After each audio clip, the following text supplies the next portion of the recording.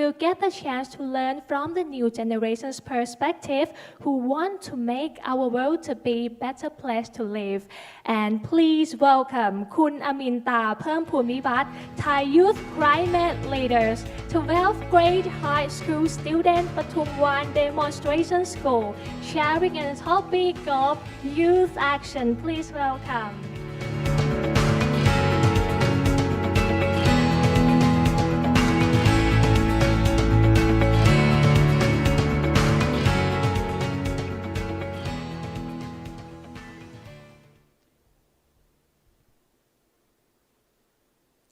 In the mind of a futuristic inventor, our metaverse might look like something like a fully technologically advanced world.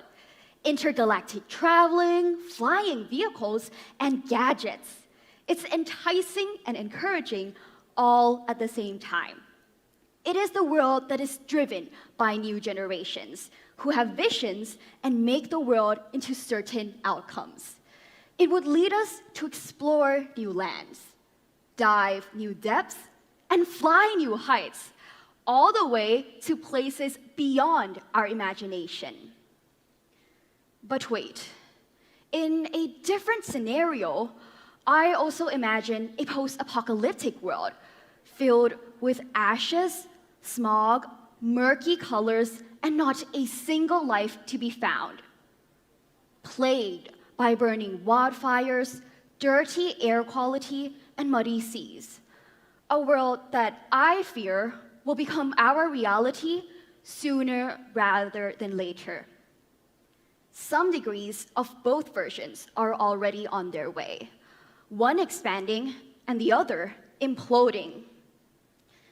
This country, Thailand, is one of the most vulnerable countries to the impacts of climate change. These extreme and unpredictable events come from our own actions in the air, on the ground, and under the sea.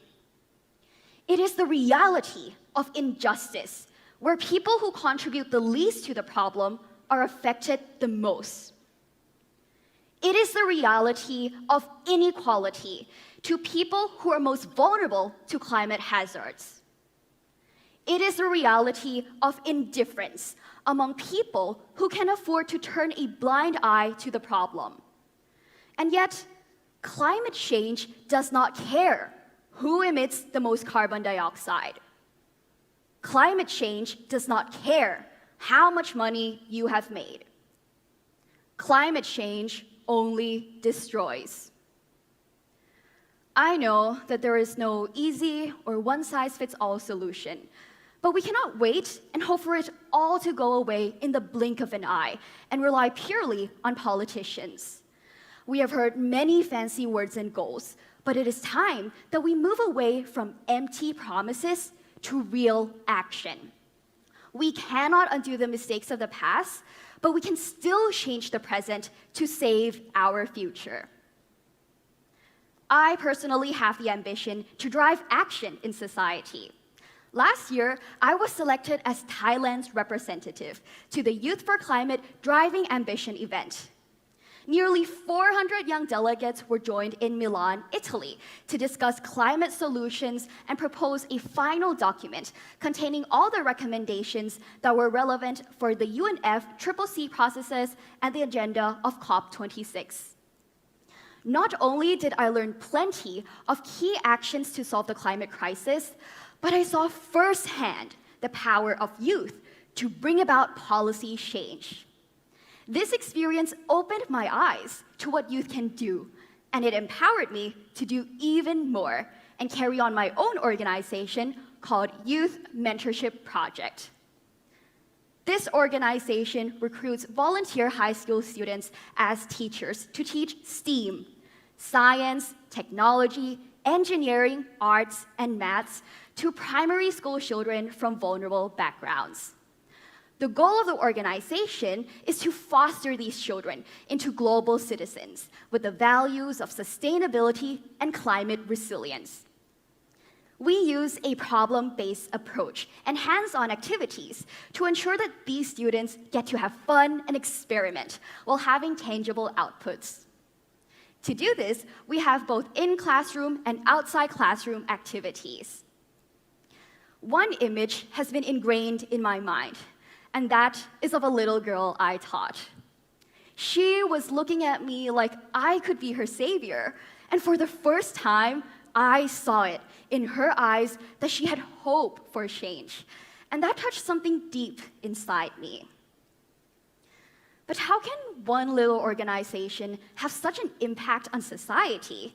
It can't be driven by youth or volunteer teachers alone. So what we did was find partner organizations from the private sector who share a common goal. With their generous help and support as sponsors, we were able to perform at our best. We finally got recognition, and it allowed more schools to contact us and reach out to express interest in the program. At the beginning of this year, we also organized YMP Hackathon 1.0, a competition to lessen educational disparity in rural schools. Teams were encouraged to send their ideas using innovation, and we ended up having 90 teams with over 350 participants from every single region in Thailand. In the end, the winner presented their project, which was to implement knowledge sharing of eco-friendly traditional handicrafts and robotic skills between indigenous communities and the top schools in the country. And today, we actually have a short video from the winner talking about their project, so let's watch it all together.